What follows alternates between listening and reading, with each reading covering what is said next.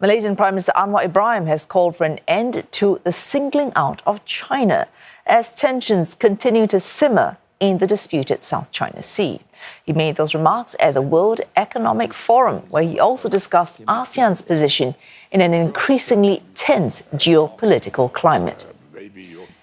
And while Melissa Goh joins us live from Kuala Lumpur. Melissa, what was Prime Minister Anwar Ibrahim's view on where ASEAN stands as rivalry continues between the US and China?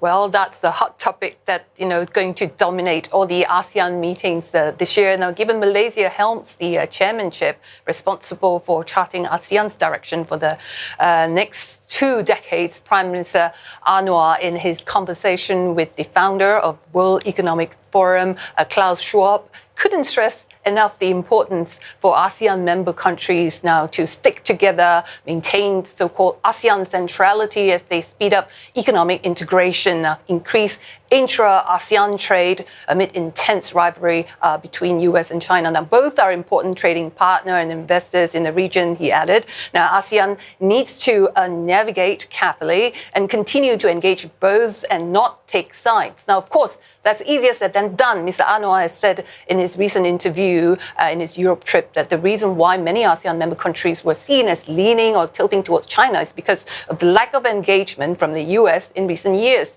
Now, having said that, US tech giants have invested heavily in Malaysia. Intel, Google, Nvidia, Microsoft, they have all invested heavily to the extent that Mr. Anwar sees them as buffers against tariff threats from the US. Because Malaysia, he said, is an important part of the global supply chain, is interconnected. But China, who Mr. Anwar refers as a trusted friend, is Malaysia's largest trading partner for 15 consecutive years. And Malaysia has benefited from its Belt Road initiatives. So it's no surprise that Mr. Anwar, speaking at the World Economic Forum, defended its close relationship with China, with President Xi, despite the disagreement with Beijing over territorial claims in the South China Sea. Let's take a listen.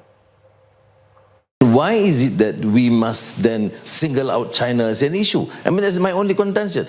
Do I have an issue about it? Yes. But do I have a problem? No. Do we have any undesired tensions? No. So I think we have to proceed with China because it's an important player. They have been very reasonable with us. They take us seriously, more seriously than many of the countries of our old allies and friends. Mr. Anwar, of course, Melissa, laying out the current position for ASEAN, but he was also asked about what he sees as his vision for ASEAN. What did he highlight? Well, there is a lot on the plate under Malaysia's chairmanship of ASEAN. Now, how much can be achieved remains to be seen. Now, for starters, Prime Minister Anwar has lined up a series of key priorities. Digital transformation is one, leveraging AI to unlock value, to generate growth.